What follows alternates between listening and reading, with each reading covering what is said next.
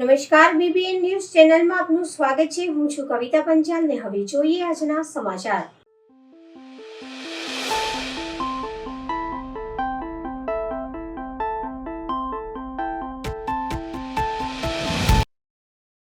વહીવટી ward number 13માં સતત લેખિત મૌખિક રજૂઆતો કરવા છતાં પણ કામગીરી થતી નથી, તો આપ સાહેબ શ્રી દ્વારા જે તે અધિકારીઓ દ્વારા રજૂઆતનું નિરાકરણ કરવા બાબતે આવેદનપત્ર આપવામાં આવ્યું।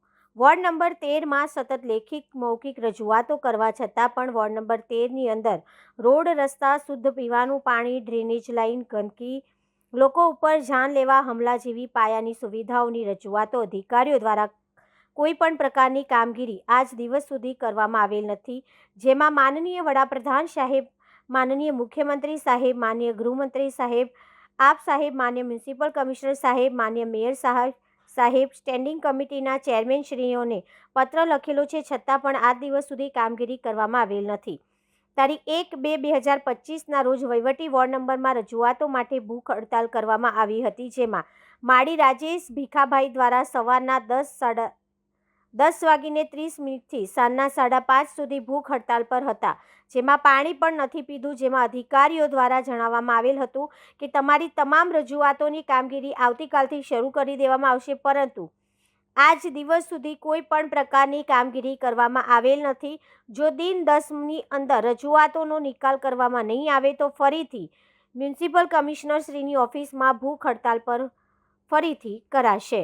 આજરોજ અમે કમિશનર સાહેબને રજૂઆત કરવામાં આવ્યા હતા કે વોર્ડ નંબર 13ની અંદર રજૂઆતો છતાં પણ કામગીરી નથી થતી, ભૂખ હડતાળ કર્યા પછી પણ કામગીરી નથી થતી, અને કમિશનર સાહેબને અમે રજૂઆત કરવા આવેલા કે સાહેબ આ રીતની કામગીરી હશે તો વડોદરા સ્માર્ટ સિટી કેવી રીતે વધશે। અત્યારે સ્માર્ટ સિટીની મોટી મોટી વાતો કરતા અધિકારીઓને અમે કહેવા માંગીએ છીએ કે સાહેબ જ્યારે તમે સુવિધા નહીં આપો તો કોર્પોરેટરો ક્યાંથી સુવિધા આપશે, કારણ કે અમે લેખિત રજૂઆતો કરી છે, રોડ, રસ્તા, પાણી, ડ્રેનેજની સમસ્યાઓ ઓનલાઈનથી લઈને ઓફલાઈનથી લઈને લેખિતમાં રજૂઆતો કરી છે। ભૂખ હડતાળ પર 7-7 કલાક પાણી પીધા વગર બેસીને રજૂઆતો બોર્ડ અધિકારીને કરી, ત્યાં છતાં પણ આ લોકો ધ્યાને નથી દોરતા। આજે એટલે કમિશનરનું ધ્યાન આજે અમે દોરવા આવ્યા છીએ, અને કમિશનર સાહેબે આશ્વાસન આપ્યું છે કે તાત્કાલિક ધોરણે કામગીરી જે છે એ હાથ પર લઈશું, અને અમે જો 10 દિવસની અંદર કામગીરી હાથ પર નહીં લેવામાં તો ભૂખ હડતાળ પર કમિશનર સાહેબની ઓફિસમાં બેસીશું।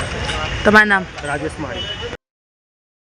અણખોલ ગ્રામ્ય પંચાયતના તલાટી કમ મંત્રી શ્રી જગદીશભાઈ સાધુ દ્વારા પોતાના મળતિયા ઈસમોને કોન્ટ્રાક્ટ આપી મોટા પ્રમાણમાં ભ્રષ્ટાચાર કરેલ તથા ગ્રામ્ય પંચાયતના સભ્યોની સભાખંડો ઉપયોગ નહીં કરવા દેતા અને ગ્રામજનોને પણ આર્થિક અને માનસિક રીતે હેરાન પરેશાન કરવા બાબતે અણખોલ ગ્રામ્ય પંચાયતના હાલ કાર્યરત તલાટી કમ મંત્રી શ્રી જગદીશભાઈ સાધુ તારીખ 3-9-2024ના રોજથી અણખોલ ગ્રામ્ય પંચાયતના સભાખંડમાં રહેવા માટે આવી ગયેલ છે, અને તેઓ છેલ્લા અણખોલ ગ્રામ્ય પંચાયતમાં તલાટી તરીકેની ફરજ બજાવે છે, અને તેઓ તાલુકા વિકાસ અધિકારી શ્રીની મંજૂરી વગર પોતાનો સરસામાન લઈને રહેવા આવી ગયેલ છે, જ્યારે ગ્રામ્ય પંચાયત અને જિલ્લા વિકાસ અધિકારીએ આને સભાખંડ તરીકે મંજૂરી આપી હોય તો ટીડીઓ સાહેબશ્રીને પણ આ જગ્યાએ રહેણાંક તરીકે ઉપયોગ કરવાની મંજૂરી આપવાની સત્તા નથી, અને આ સભાખંડની બહાર બોર્ડ મારી રખેલ છે કે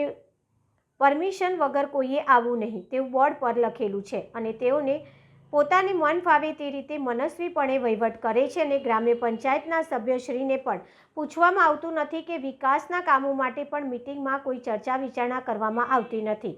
અણખોલ ગ્રામ્ય પંચાયતમાં Shri rhythm Patel computer operator તરીકે ફરજ બજાવતા હતા, તેઓને પણ જગદીશભાઈ સાધુ તલાટીએ એનકેન પ્રકારે હેરાન પરેશાન કરી તેઓને ફરજમાંથી છૂટા કરી કાઢી મૂકેલ છે। આ ઉપરાંત શ્રી પરેશભાઈ પટેલ કે જેઓ હાલના કાર્યરત ગ્રામ્ય પંચાયતના સદસ્ય છે, તેઓને પણ જગદીશભાઈ સાધુ તલાટી ખોટી રીતે હેરાન પરેશાન કરી પોલીસ સ્ટેશનમાં તેઓના વિરુદ્ધ અરજી કરેલ છે। આ ઉપરાંત સરપંચશ્રીના રૂમ પર પણ લોક મારી દીધેલ છે। ગ્રામ્ય પંચાયતના સભ્યશ્રીને પણ રૂમમાં બેસવા દેતા નથી, અને તેઓના મળતિયા ઈસમો કોન્ટ્રાક્ટરો સાથે સભાખંડમાં અને રૂમોમાં મિટિંગો કરે છે, અને પોતાને મન ફાવે તેવું મનસ્વીપણે સભ્યોની સાથે અજુગતું અને અવ્યવહાર વર્તન કરે છે। આમ અણખોલ ગામના ગામવાસીઓ તથા ગ્રામ્ય પંચાયતના સભ્યો વચ્ચે અંદરોઅંદર ઝઘડા કરાવી ભાગલા પાડો અને પોતાનું રાજ કરો તેવા એક બદઆશ્રયના હેતુથી સદર નીતિ અપનાવેલ છે।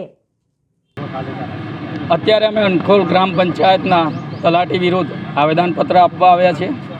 તલાટીનું જે વર્તન છે બહુ જ ખરાબ છે. છેલ્લા 1 વર્ષથી લોકો કંટાળી ગયા છે. 1 વર્ષથી આ ફરજ બજાવે છે. પંચાયતના સભ્યોને પંચાયતમાં જવા માટેની એન્ટ્રી નથી કે બેસવાની પણ એન્ટ્રી નથી. અને જે કોઈ આવે એની સાથે ઉદ્ધતાઈથી વર્તન કરવું, એની પર પોલીસ ફરિયાદો કરવી, એવી રીતના ફરિયાદો કરીને લોકોને હેરાન કરે છે.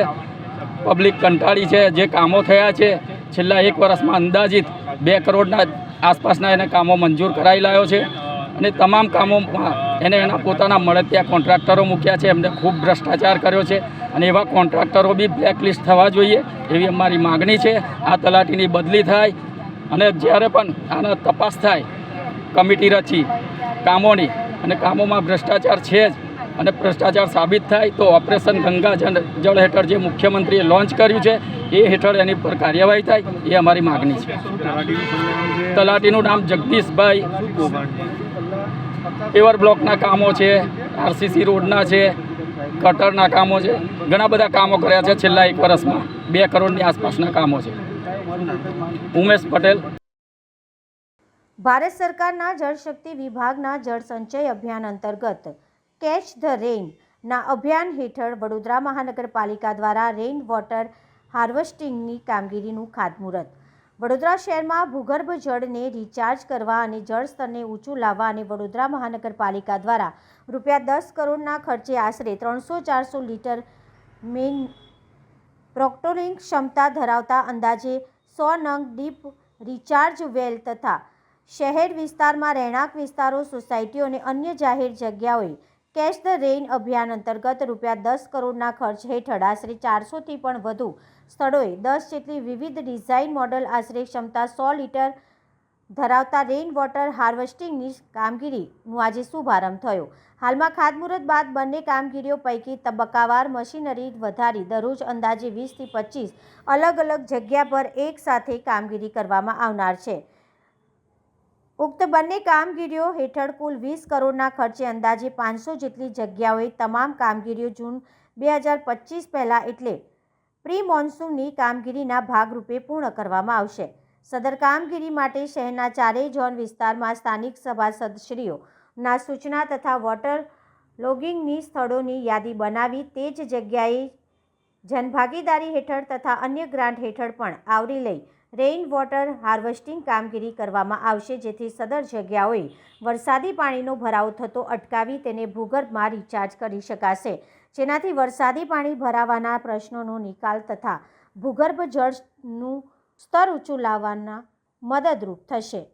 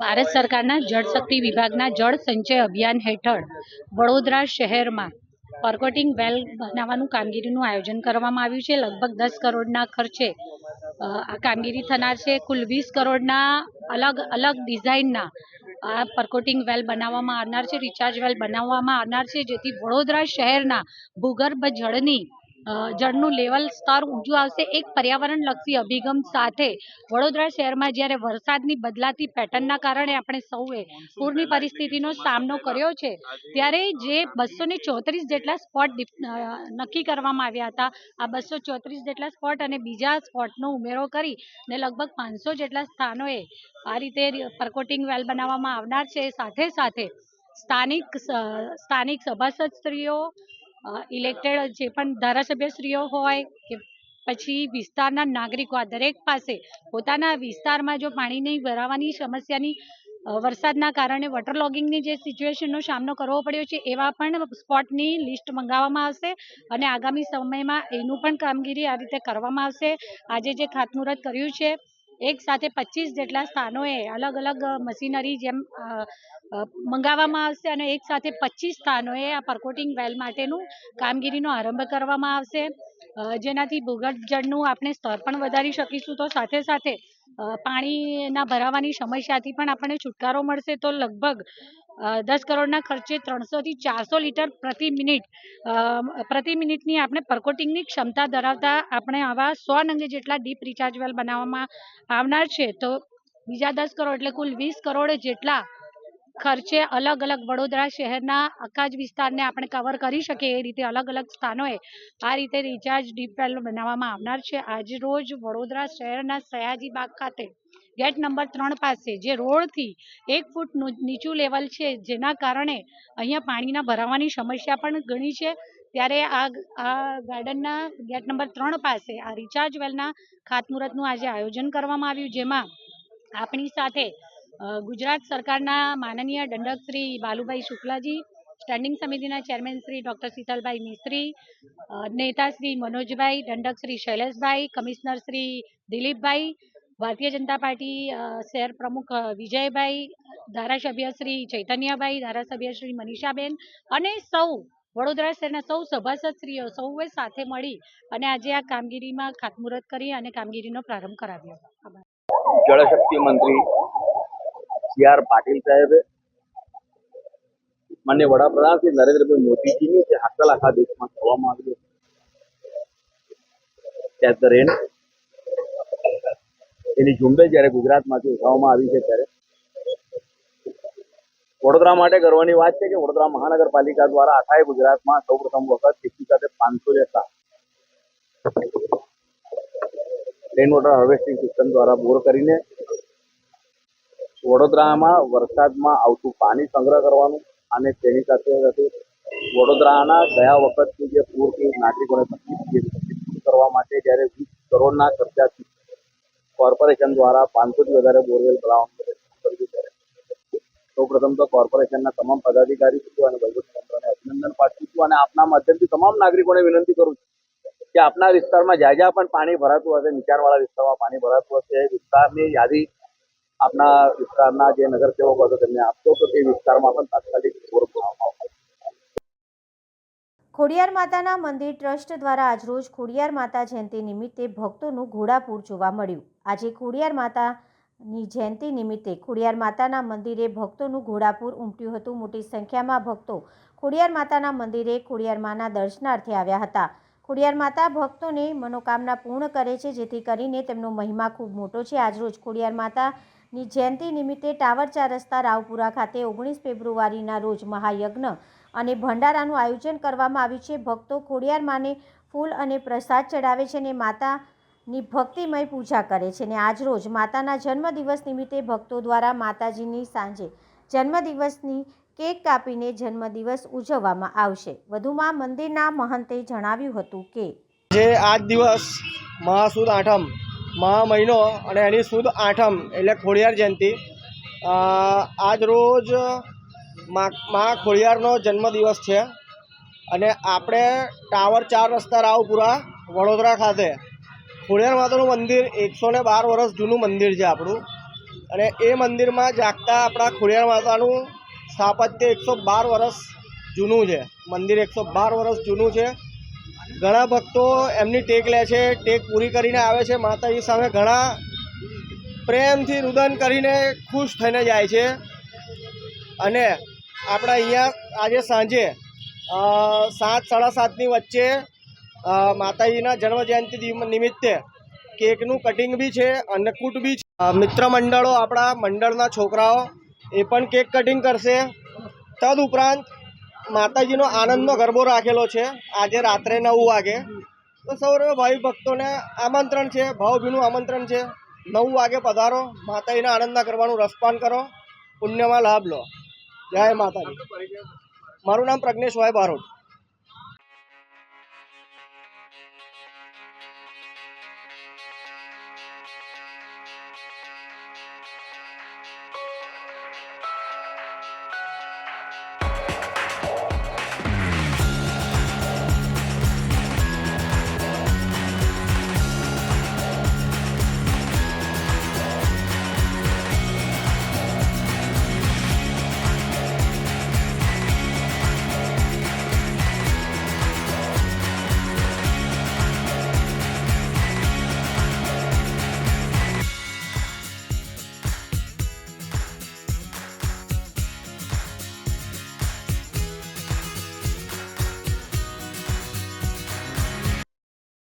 વિદ્યુત સહાયક ભરતીમાં જેટકોના અધિકારીઓ દ્વારા ઉત્તર ગુજરાતના વિદ્યાર્થીઓ સાથે અન્યાય 60% પાસ થયા છતાં પણ 600 ઉપરાંત વિદ્યાર્થીઓ આજે ધરણા ઉપર.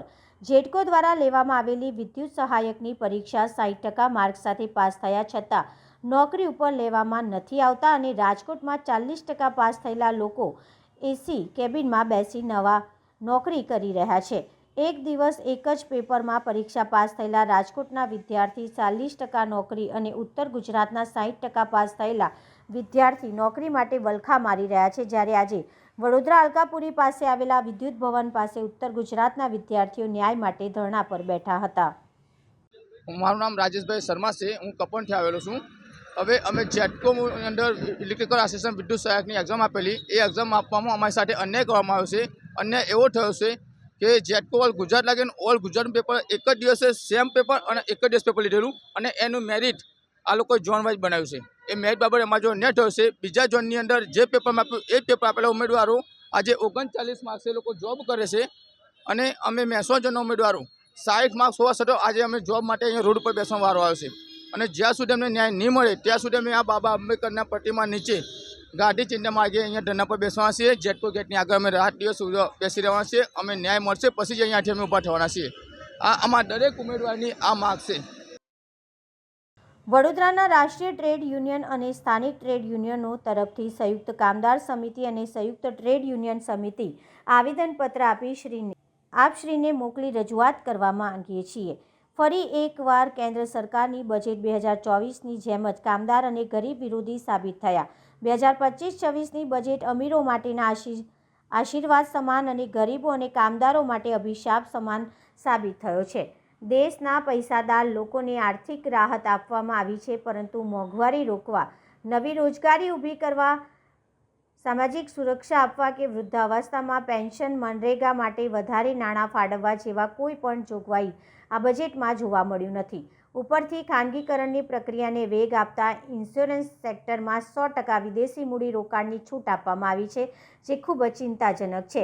એક તરફ વીજળીનું ખાનગીકરણ માટેની પ્રક્રિયા ઝડપી બનાવવામાં આવી રહ્યા છે, તો આ માટે અભિશાપ સમાન સાબિત થયો છે. દેશના પૈસાદાર લોકોને આર્થિક રાહત આપવામાં આવી છે, પરંતુ મોંઘવારી રોકવા, નવી રોજગારી ઊભી કરવા, સામાજિક સુરક્ષા આપવા કે વૃદ્ધાવસ્થામાં પેન્શન, મનરેગા માટે વધારે નાણાં ફાળવવા જેવા કોઈ પણ જોગવાઈ આ બજેટમાં જોવા મળ્યું નથી.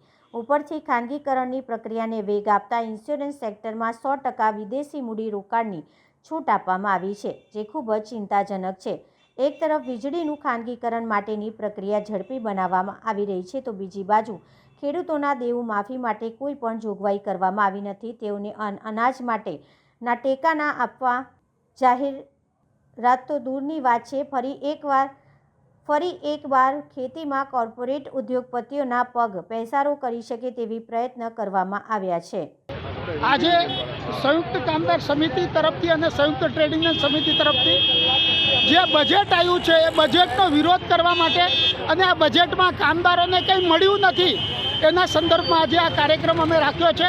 અમે એકચ્યુઅલી ભારત સરકારને કહેવા માંગીએ છીએ કે એમણે ભલે 12 લાખ ઇન્કમ ટેક્સ કરી નાખ્યો હોય, પણ આ મજૂરોને મિનિમમ વેજીસ જ નથી મળી રહ્યું. જ્યારે મિનિમમ વેજીસ જ નથી મળી રહ્યું તો 12 લાખ ઇન્કમ ટેક્સ ફ્રી કરવાનો મતલબ શું છે? એટલે આ બધી વસ્તુઓમાં અને કામદારોને ટોટલી ઇગ્નોર કરવામાં આવ્યા છે. એનો વિરોધ કરવા માટે આજે અમે અહીંયા એક આંદોલનનું સ્વરૂપ આપ્યું છે અને આ અમારી માંગોને લઈને અમે પ્રધાનમંત્રીશ્રીને એક મેમોરન્ડમ કલેક્ટર થ્રુ આપવાના છીએ. આમાં અમારું એ જ છે કે તમે મિનિમમ વેજીસ 21 થી 26,000 સુધી કામદારોને મળવું જોઈએ. લેબર કોડ 4 છે એને રદ કરવા જોઈએ. કામદારોની જે સામાજિક સુરક્ષાઓ છે એનું ધ્યાન રાખવું જોઈએ. જે કોન્ટ્રાક્ટ પ્રથા રદ કરવી જોઈએ. આજે કોન્ટ્રાક્ટ પ્રથાના નામે કામદારોનું જે શોષણ થઈ રહ્યું છે એ શોષણને બંધ કરવું જોઈએ. એના માટે અમે આજે વિરોધ પ્રદર્શન કરી રહ્યા છીએ. સંતોષ પવાર, કન્વીનર, સંયુક્ત કામદાર સમિતિ. Hey!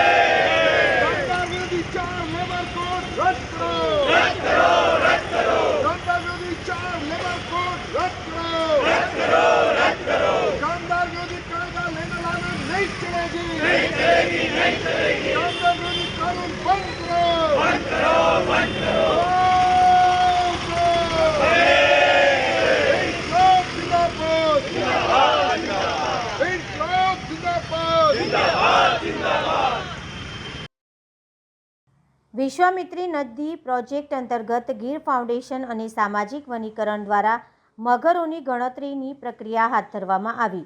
વડોદરામાં આવેલા વિશ્વામિત્રી પૂર બાદ સફાળી જાગી ગયેલી સરકાર હવે નદી ઊંડી તથા પહોળી કરવા માટેના કામમાં લાગી ગઈ છે. કેન્દ્ર સરકારની મંજૂરી બાદ મગરની ગણતરી કરી અને તેની બીજી જગ્યાએ ખસેડવા માટે આજરોજ વિશ્વામિત્રીના કાંઠે મગરની ગણતરી હાથ ધરવામાં આવી હતી.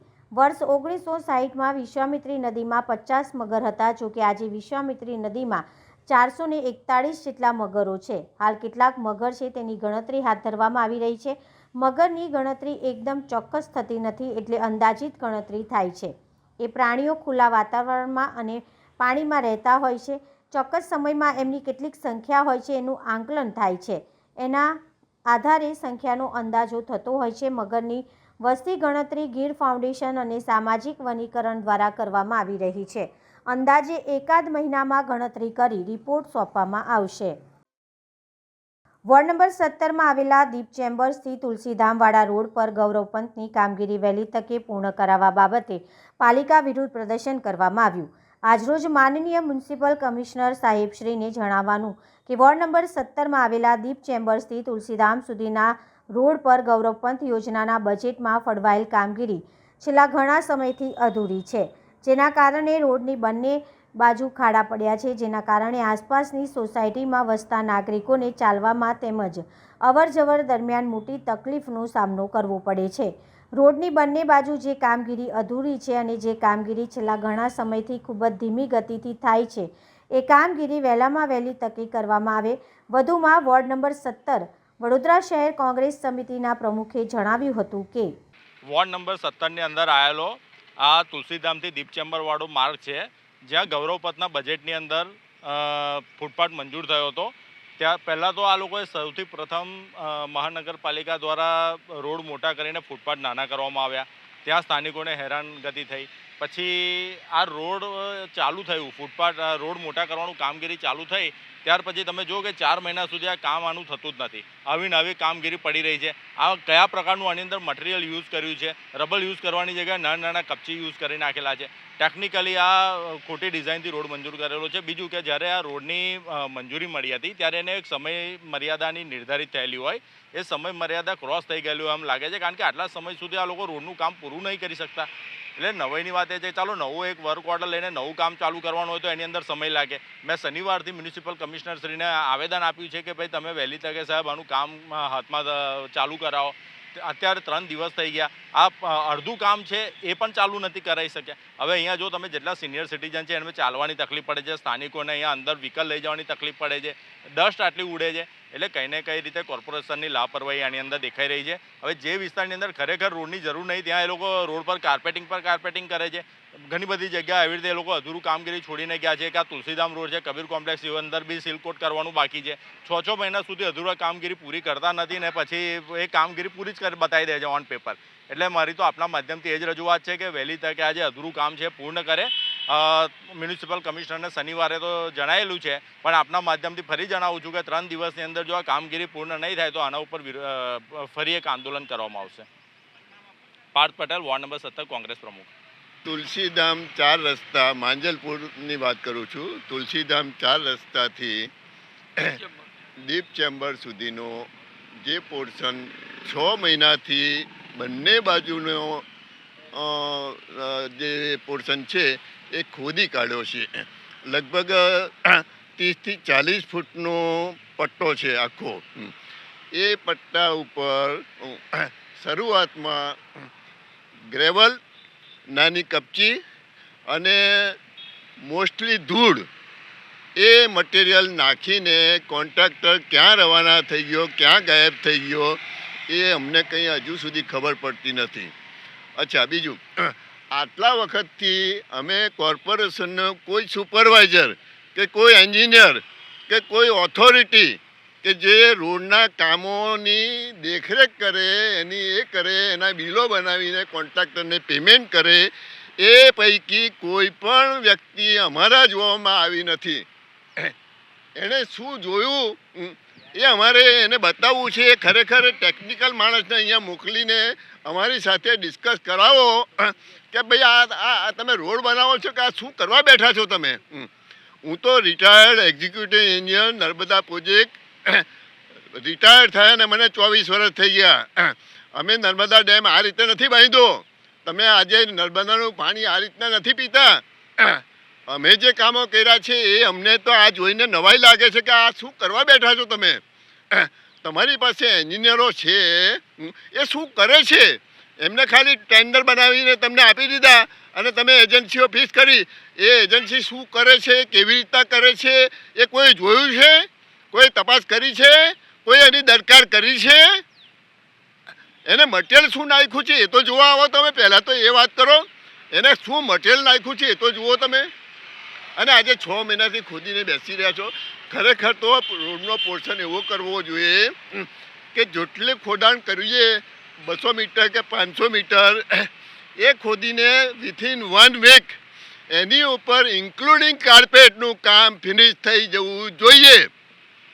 તો જ એ રોડનું કામ આગળ વધે, ત્યાર પછી આગળ વધે. ઇન્સ્ટેડ ઓફ ધેટ આ તો તમે ચારે બાજુ ખોદીને બેસી રહ્યા છો. આને લીધે કેટલા માણસો પડી જાય છે, કેટલા અમારા સિનિયર સિટીઝનો બિચારા પડી ગયેલા અમે નજરે જોયેલા છે. કેટલા સ્કૂટરો એક્સિડન્ટ થાય છે, ગાડીઓને એ થાય છે, પંચરો પડે છે. આ બધું કોઈ જોતું જ નથી અને કોઈને જોવાની ફુરસદ જ નથી. વિનોદ બી સોની, રિટાયર્ડ એક્ઝિક્યુટિવ એન્જિનિયર. મળીશું આ સમયે આ ચેનલ પર. ત્યાં સુધી સમગ્ર BBN ન્યૂઝ ચેનલની ટીમને રજા આપશો. નમસ્કાર.